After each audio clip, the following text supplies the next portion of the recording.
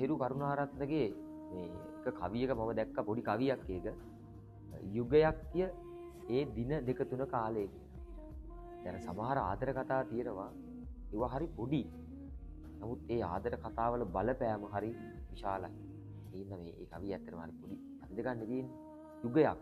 ඒක අමතක කරන්න බැරි තරම් දීර්ඝයි. ඒක වෙනම කතාවක්. යුගයක් කිය ඒ දින දෙක තුන කාලේ. අර සමහර කට්ටිය කියන අයියෝ බං ඕක මේ දවස් කීයද තිබ්බේ? ඕක මාස කීයද ඔය ලව් එක තිබ්බේ කියලා. එහෙම නෑ. ලව් එක තියෙන ඒ ත්‍රිවිධතාවය තීරණය වෙන්නේ ඒකේ තියෙන දවස් ගාණෙන්වත් මාස ගාණෙන් අවුරුදු ගාණෙන් නෙවෙයි. ඒ අපිට දැනෙන භාවාත්මක හැඟීමත් එක්ක. ඒක මම දැක්කේ අර මේ එතනම තව උඩින් තිබුණා මේ පැබ්ලෝ නෙරුඩාගේ වාක්‍යයක් love is so short forgetting is so long කියන. ආදරය කෙටි ඒ අමතක කිරීම හරි විශාල ක්‍රියාවලියක් කියලා.